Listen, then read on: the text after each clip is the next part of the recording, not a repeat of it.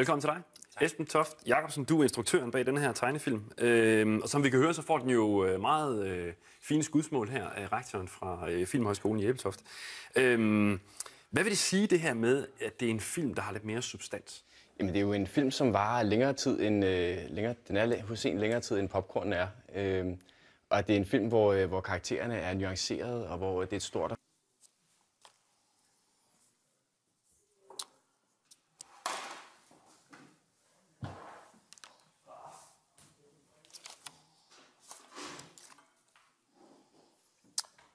Og nu til nyt fra nødderne. Den trofaste seer af det her program ved, at vi i Dårligt Nyt har forsøgt at få fat i Morten Østergaard for at få en kommentar til de urimelig høje afgifter på nødder.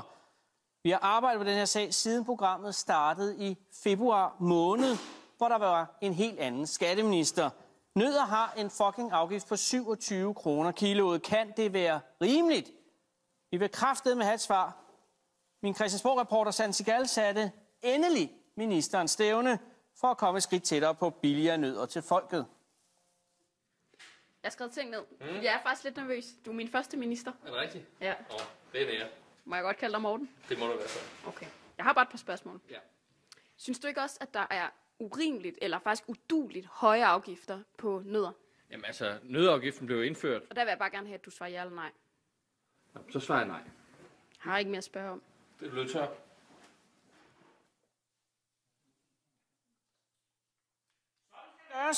Der bed vi magten i haserne. Au, au, au. Og så er der vist ikke mere om nødder for denne omgang.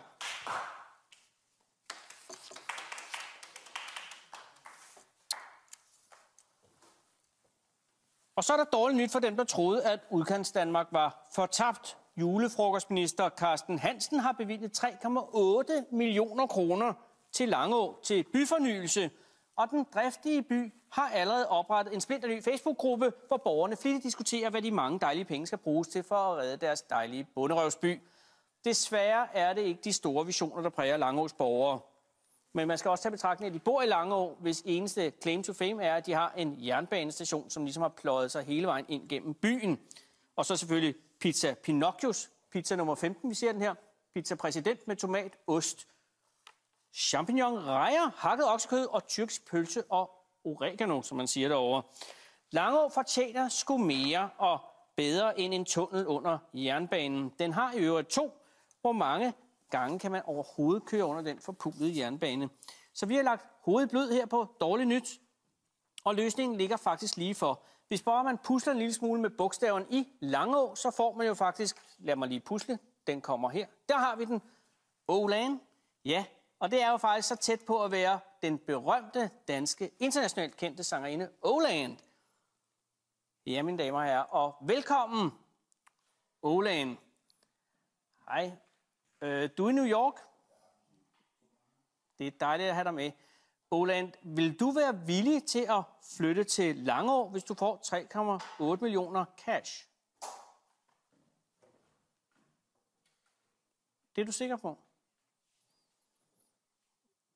Okay, og det taler vi så meget kort om. Heller ikke, når jeg kan fortælle dig, at de har en pizza præsident med champignon, rejer, hakket oksekød, tyrkisk pølse og oregano. Nå, men hvis ikke jeg kan tække dig mere, så siger jeg bare pøj pøj med pladen. Moin.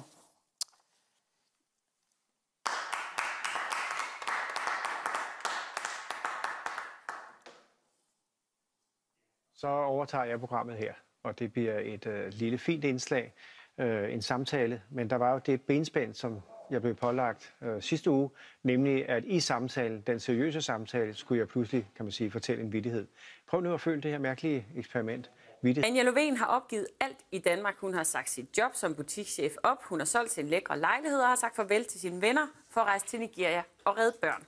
I Nigeria er troen på hekse meget udbredt, og mange børn bliver tortureret og slået ihjel af deres egen familie, fordi de tror, at børnene er besat af hekse. Det chokerede Anja Lovén så meget, at hun nu har viet sit liv til at redde nogle af de børn, der er i livsfare. Velkommen, Anja Lovén. Tak. Dit liv, det har altså taget en gevaldig drejning inden for de seneste par år. Hvad er det, der gør, at du har opgivet dit meget